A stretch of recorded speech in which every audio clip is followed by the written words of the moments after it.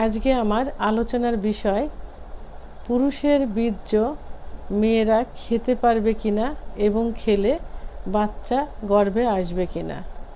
দেশের এবং প্রবাসের ভাই বোনদের প্রতি সালাম।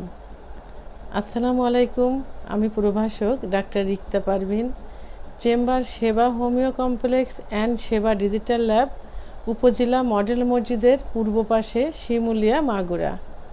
অনেক পুরুষ চেম্বারে এসে বলেন অথবা কমেন্টসের মাধ্যমে জানান যে আমাদের বীর্য মেয়েরা খেতে পারবে কিনা, অর্থাৎ আমার স্ত্রী পার্টনার খেতে পারবে কিনা এবং খেলে বাচ্চা গর্ভে আসবে কিনা।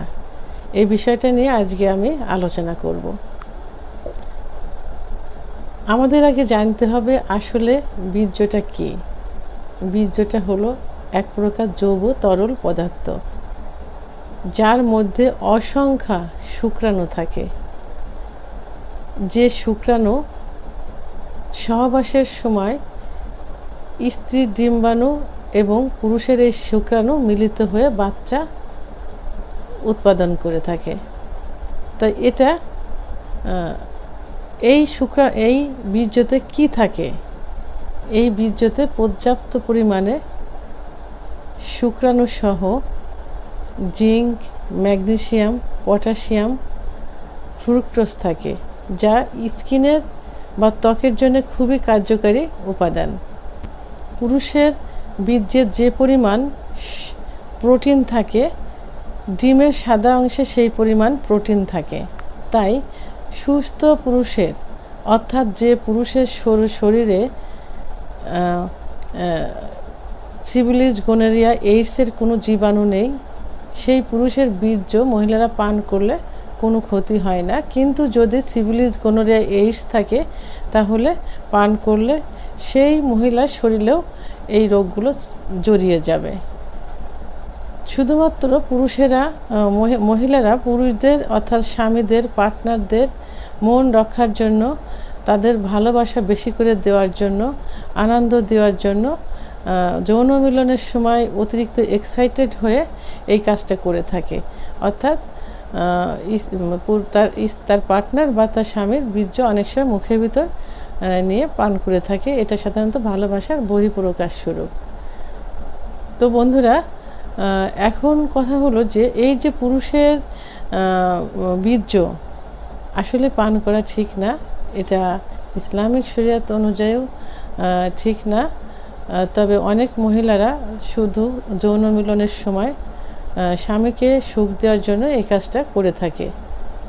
আর পুরুষের বীর্য মহিলারা পান করলে যে বাচ্চা হবে, এই ধারণা একদম ভুল।